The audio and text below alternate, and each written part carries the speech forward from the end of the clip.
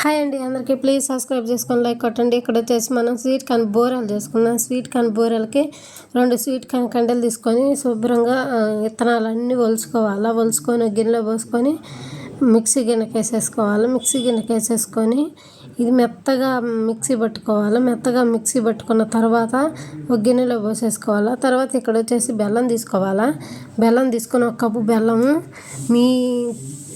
మీరు ఎంత తీపి తినగలుగుతారో అంత వేసుకోవాలి. బెల్లం మన ఇష్టం, ఎంతైనా వేసుకోవచ్చు. బెల్లం అనేది తీపి ఎక్కువ తినేవాళ్ళు ఎక్కువ వేసుకోవచ్చు, తక్కువ తినేవాళ్ళు తక్కువ వేసుకోవచ్చు.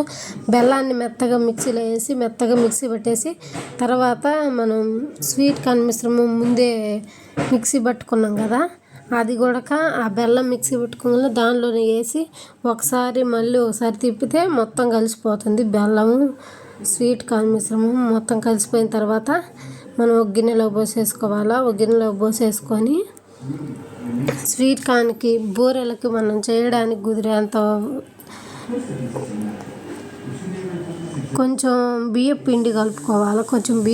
కలుపుకుంటే మనం బూరెలు చేయడానికి మనకు కుదిరిద్ది. లేదంటే జోరుగా ఉంది కదా, గట్టిగా ఉంటే పర్లేదు. జోరు అయితే బెల్లం వేస్తే ఎట్నైనా నీరు వచ్చేసి స్వీట్ కార్న్ జోరుగా మిక్సీ పట్టంగా నీరుగా అయింది స్వీట్ కార్న్. అసలు మళ్ళీ బెల్లం వేసినాం కాబట్టి తీపి కోసం మనం బూరెల కోసం, అందుకని చెప్పి దానిలో ఇలా జోరైంది కాబట్టి కొంచెం బియ్యం పిండి కలుపుకుంటూ ఆ పిండిలో కలిసే విధంగా కలుపుకొని కొద్దిగా గట్టిపడి బూరెలకి తయారయ్యేంత వరకు కలుపుకుంటూ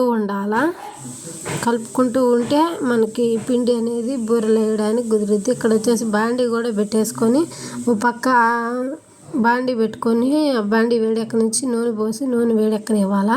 ఇట్లా గంట తీసుకొని కొంచెంగా వేసుకోవాలా. కొంచెంగా వేసుకుంటే పిల్లలైనా పెద్దోళ్ళైనా ఎంతో ఇష్టంగా తింటారు. అసలు బూరెలు అంత బాగా వచ్చినాయి. ఒకసారి ట్రై చేయండి. పిల్లలు మాత్రం మామూలుగా ఒక స్వీట్ కార్న్ కాల్చి పెట్టినా ఉడకేసి పెట్టినా తినరు కదా, ఇలా ఒకసారి ట్రై చేయండి. భలే ఉన్నాయి మమ్మీ అని అంటారు. పిల్లలకి పెద్దవాళ్ళకి ఇట్లా చేసి పెట్టండి. అట్లా బూరెలు అనేవి కదిలించకుండా వేయంగానే కదిలించకూడదు. కొద్దిగా